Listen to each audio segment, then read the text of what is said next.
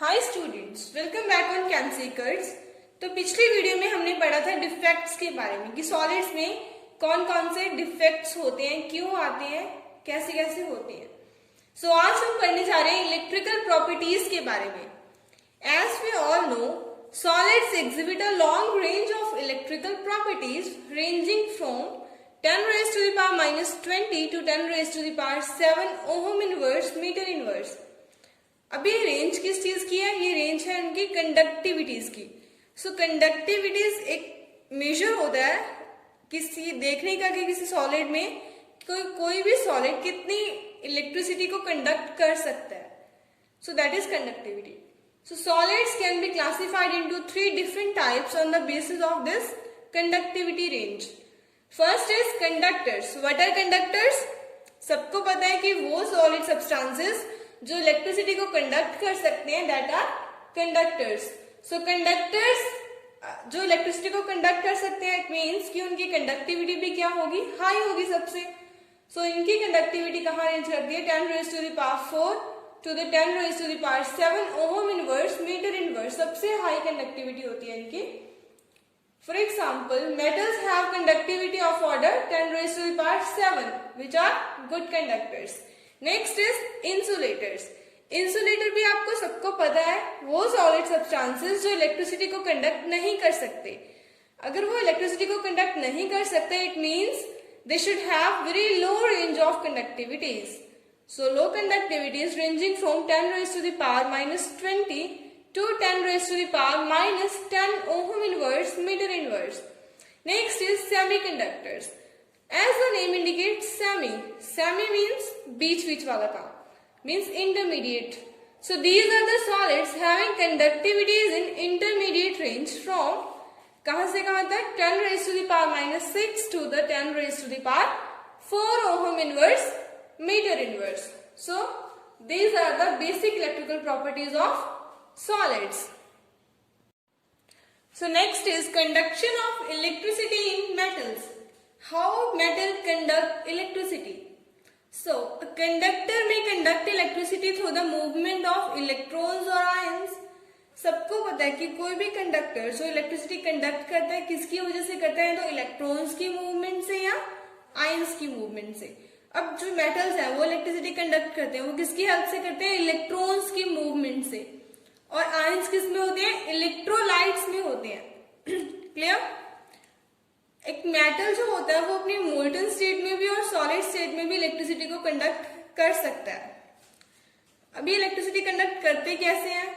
So in metals atomic orbitals combine to form molecular orbitals and molecular orbitals क्या बनाते हैं? Bands बनाते हैं। क्लियर? इन बैंड्स में क्या होते हैं? इलेक्ट्रॉन्स फील्ड होते हैं। कुछ बैंड्स क्या होते हैं? एम्प्टी होते हैं, कुछ पार्शली फील्ड होते हैं, कुछ फुली फील्ड होते हैं। अलग अलग तरीके के इलेक्ट्रॉन्स के बैंड्स बनते हैं। If this band is partially field, अगर मेटल का कोई भी इलेक्ट्रॉन कोई भी बैंड है वो क्या है? पार्शली फिल्ड है। ये क्या है? Partially filled and overlap with the higher energy unoccupied conduction band. इसके ऊपर एक unoccupied band present होगा, that is conduction band. अगर ये वाला partially filled band उस conduction band के साथ overlap करता है तो क्या हो सकता है? overlapping से इसके electrons यहाँ पे easily move कर सकते हैं। means a metal can conduct electricity. So then electrons flow easily under the applied electrical field. जब हम इलेक्ट्रिकल फील्ड अप्लाई करेंगे इलेक्ट्रॉन्स कंडक्शन बैंड में जाएंगे तो क्या होगा? एक मेटल इलेक्ट्रिसिटी को कंडक्ट करेगा और कंडक्टिविटी शो करेगा। So in this way metals can conduct electricity. So now is insulators. हमने बोला था कि इंसुलेटर्स क्या करते हैं? इलेक्ट्रिसिटी को कंडक्ट नहीं करते। अभी हमें ये देखना है, उनका रीजन देखना है कि वो इलेक्ट्रिसिटी को कंडक्ट क्यों नहीं कर सकते। सो इनमें क्या होता है? In this gap between filled valence band and next higher unoccupied conduction band is large. So metals के केस में हमने अभी देखा था कंडक्टर्स में क्या था? ओवरलैपिंग थी। इन दोनों बैंड्स की क्या थी? ओवरलैपिंग थी। सो दैट की इलेक्ट्रॉन्स यहाँ फील्ड से अनफिल्ड में जा सकते थे।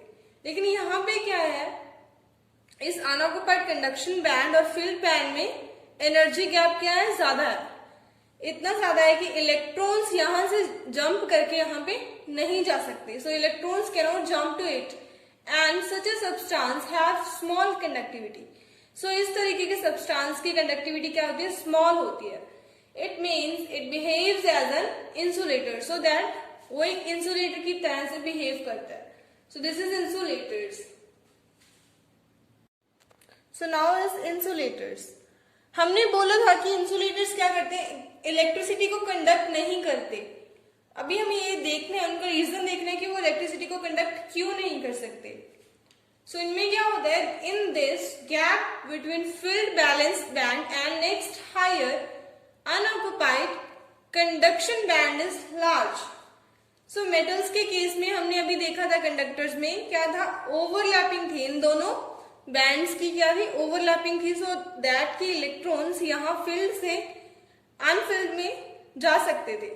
लेकिन यहाँ पे क्या है, इस अनऑक्युपाइड कंडक्शन बैंड और फील्ड बैंड में एनर्जी गैप क्या है, ज्यादा है। इतना ज्यादा है कि इलेक्ट्रॉन्स यहां से जंप करके यहाँ पे नहीं जा सकते। So electrons can not jump to it and such a substance have small conductivity. So इस तरीके के सब्सटेंस की कंडक्टिविटी क्या होती है, स्मॉल होती है। It means it behaves as an insulator, so that वो एक इंसुलेटर की तरह से बिहेव करता है। So this is insulators. So next we are going to discuss conduction of electricity in semiconductors, कि how semiconductors conduct electricity। उनमें ऐसा क्या होता है कि वो भी इलेक्ट्रिसिटी को कंडक्ट कर सकते हैं।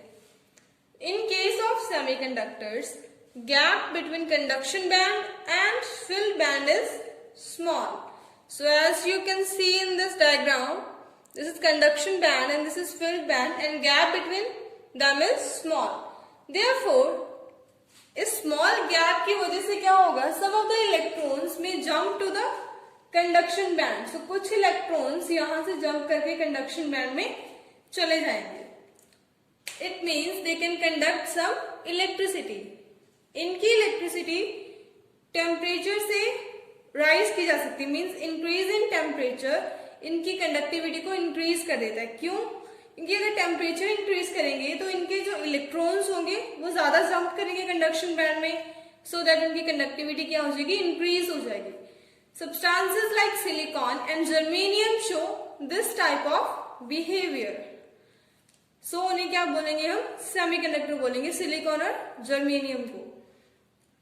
अब जो सिलिकॉन और जर्मेनियम होते हैं उनको हम इंट्रिंसिक सेमीकंडक्टर्स बोलते हैं। इनकी कंडक्टिविटी को एक और तरीके से भी इंक्रीज कर सकते हैं। कैसे, conductivity of these semiconductors can be increase by adding N suitable impurity. एक सुटेबल इम्प्योरिटी को ऐड करके भी इनकी कंडक्टिविटी को इंक्रीज किया जा सकता है। इस प्रोसेस को, इम्प्योरिटीज के ऐड करने को हम क्या बोलेंगे, डोपिंग बोलेंगे। सो जो इम्प्योरिटी हम इनमें ऐड करेंगे वो depending upon hole system, impurity electron rich impurity भी हो सकती है और इलेक्ट्रॉन डेफिशिएंट इम्प्योरिटी भी हो सकती है। सो अभी हम डिस्कस करेंगे डोपिंग की प्रोसेस के बारे में। अभी हम डिस्कस करने वाले हैं डोपिंग के बारे में, कि डोपिंग क्या होती है। जो सिलिकॉन और जर्मेनियम जो कि सेमीकंडक्टर्स होते हैं, उनकी कंडक्टिविटी को इंक्रीज करने के लिए उनमें हमें कुछ इम्प्योरिटीज ऐड करनी पड़ती है, आइदर इलेक्ट्रॉन रिच और इलेक्ट्रॉन डेफिशिएंट। और इम्प्योरिटीज के ऐड करने की वजह से क्या होती है, इनकी कंडक्टिविटी इंक्रीज होती है। कैसे होती है देखते हैं।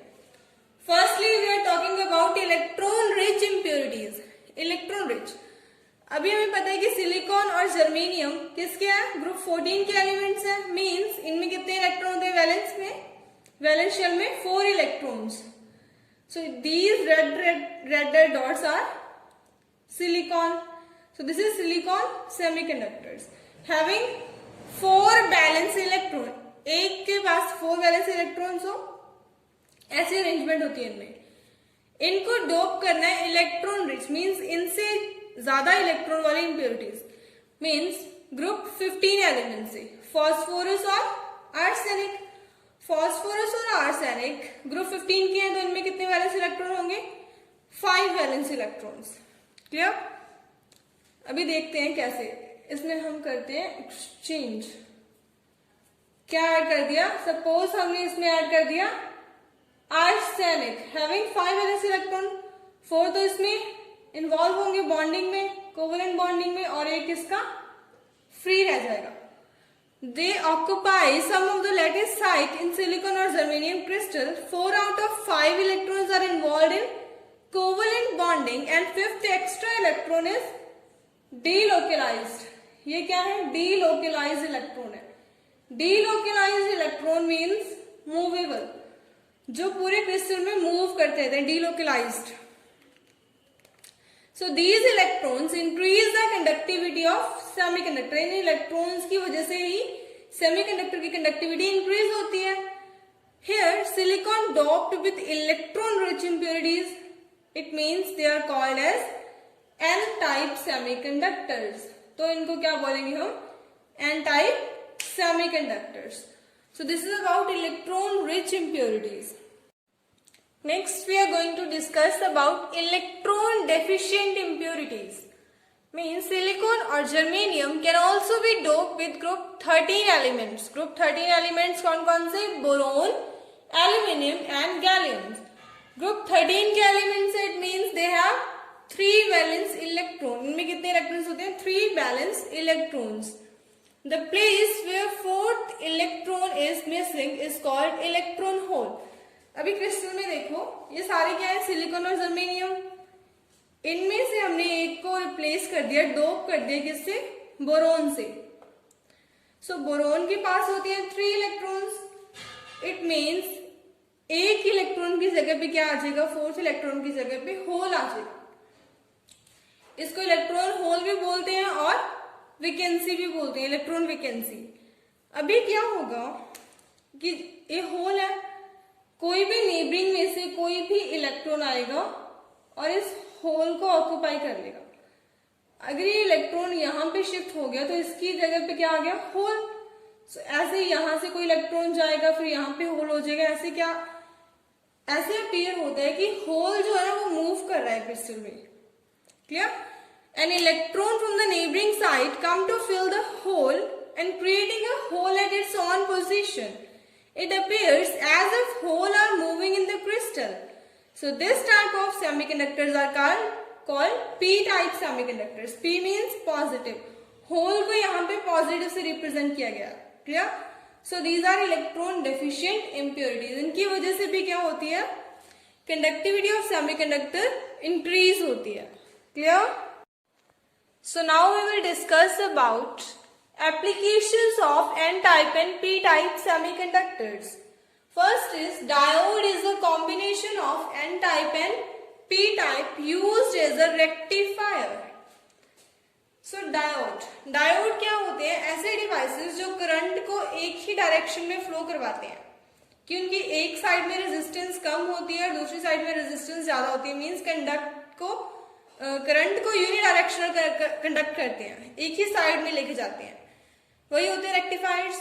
नेक्स्ट है ट्रांजिस्टर्स. पहले तो ट्रांजिस्टर होते क्या है, ट्रांजिस्टर यूज किए जाते हैं करंट को या सिग्नल्स को एम्पलीफाई करने के लिए. So transistors are made by sandwiching a layer of one type of semiconductor between 2 layers of other type. Means sandwich type arrangement होती है कि लाइक मेरे दोनों हैंड्स जो है, ये भी एन टाइप है, ये भी एन टाइप, बीच में ये पी टाइप. ऐसे सैंडविचिंग होती है. So NPN and PNP used to amplify radio and audio signals. Solar cell is an efficient photodiode made up of these semiconductors. Like germanium and silicon, they are having 4 valence electron combination of group 13 and 15 elements, and group 12 and 16 elements are also used as semiconductors. For example, indium antimony, gallium arsenic, zinc sulfide, cadmium sulfide etc. are used as semiconductor. क्योंकि इनमें भी अब देखो group 13 है और 15 है. 13 के पास 3 valence electron, 15 के पास 5 वैलेंस इलेक्ट्रॉन, टोटल हो गए 8, शेयरिंग में 4-4. इनमें भी 4-4 थे. ऐसे ही बिल्कुल 12 और 16 में, इनमें 2 वैलेंस इलेक्ट्रॉन, इनमें 6 वैलेंस इलेक्ट्रॉन. सो टोटल हो गए 8 शेयरिंग करके 4 valence electron. So these are also used as semiconductors. Next is transition metal oxide. कुछ टेम्परेचर की रेंज के बेसिस पे कुछ ट्रांजिशन मेटल ऑक्साइड्स भी ऐसे होते हैं जो मेटेलिक प्रॉपर्टीज शो कर सकते हैं. For example titanium oxide, chromium oxide, vanadium oxides. So these are some transition metal oxides which can show metallic properties. So these are the applications of N-type and P-type semiconductors. Chemistry में आपको हर चीज का application part समझना बहुत जरूरी होता है, तभी जाके केमिस्ट्री को हम रियल लाइफ से रिलेट कर पाते हैं. So this is for now students. If you find my content useful then don't forget to like, share and subscribe my video. Thank you so much for watching.